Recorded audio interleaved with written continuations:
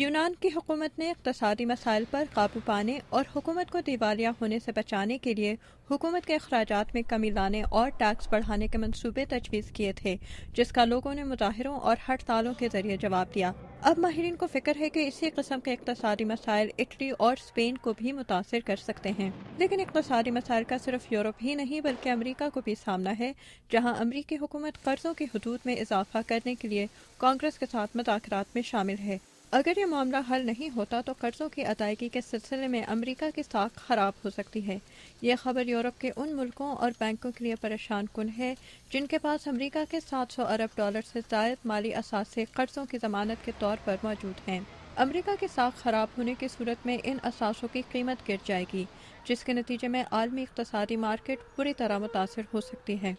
London school of economics سے منسلک ایین back کہتے ہیں کہ امریکہ اور یورپ کے اقتصادی مسائل کا عالمی معیشت پر بہت گہرا اثر پڑ سکتا ہے۔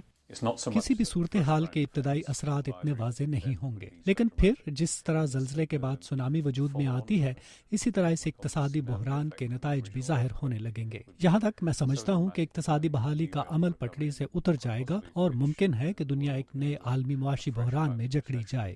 ان کے مطابق دونوں ہی براعظموں پر بحالی کا مرحلہ آسان نہیں ہوگا۔ یورپ اور امریکہ دونوں کی معاشی سیاست میں ہم عجیب قسم کا سیاسی عمل دیکھ رہے ہیں جو یہ طے کرنے پر تلا ہوا ہے کہ ان مسائل کی ذمہ داری کس کے کاندھوں پر ڈالی جائے اور ان کے حل سے منسلک مسائل کا بوجھ کون اٹھائے گا، یہ جانتے ہوئے بھی کہ کسی نہ کسی کو یہ بوجھ ضرور اٹھانا ہے۔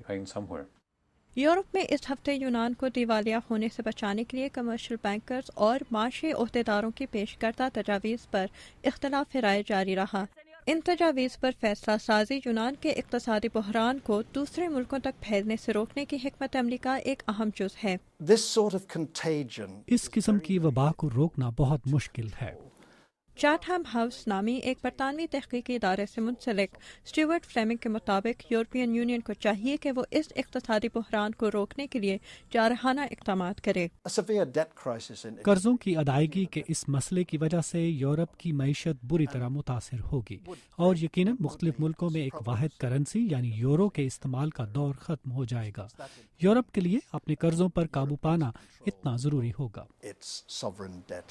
امریکہ اور یورپ میں موجودہ اقتصادی حالات کا نتیجہ جو بھی ہو، بیشتر ماہرین اس بات پر متفق ہیں کہ اس قسم کے اقتصادی مسائل کو پھیلنے سے روکنے کے لیے وقت بہت کم رہ گیا ہے۔